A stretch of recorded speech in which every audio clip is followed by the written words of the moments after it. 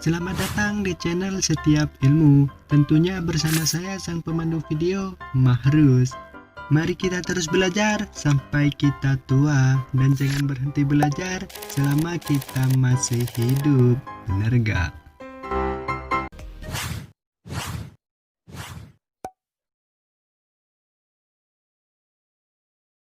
Awal mula Istana Bogor berawal dari orang-orang Belanda yang bekerja di Batavia atau sekarang Jakarta. Mereka menganggap bahwa Batavia terlalu panas dan ramai sehingga mereka mencari tempat-tempat yang sejuk di luar kota Batavia untuk dihuni.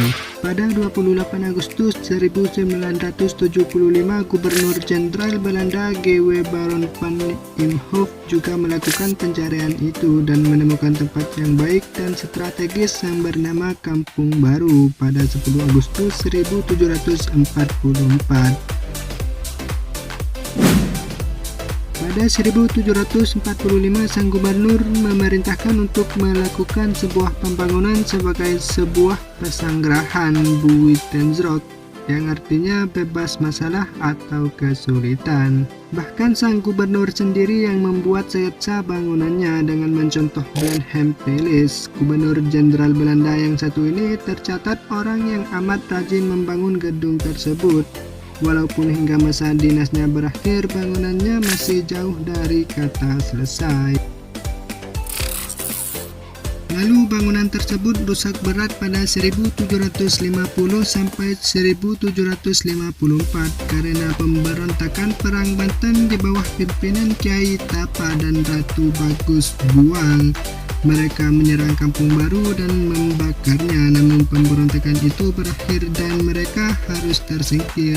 Bahkan perang tersebut mengakibatkan Kesultanan Banten menjadi rampasan company.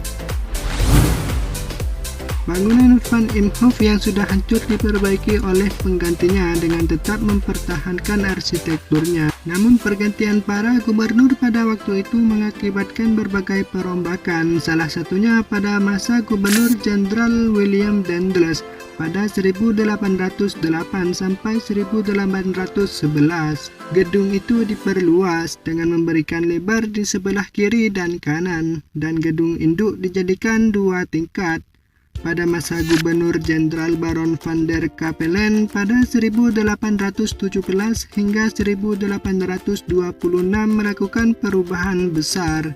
Di tengah-tengah gedung induk didirikan menara dan lahan di sekeliling istana yang diresmikan pada 18 Mei 1817. Namun pada tanggal 10 Oktober 1834, istana tersebut diguncang gempa bumi hingga rusak berat.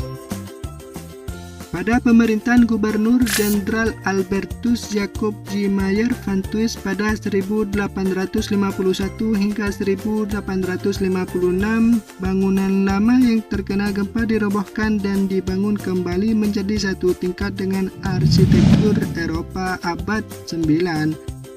Dan dibangun juga 2 buah jembatan penghubung gedung induk dan gedung sayap kanan dan kiri yang dibuat dari kayu berbentuk lengkung.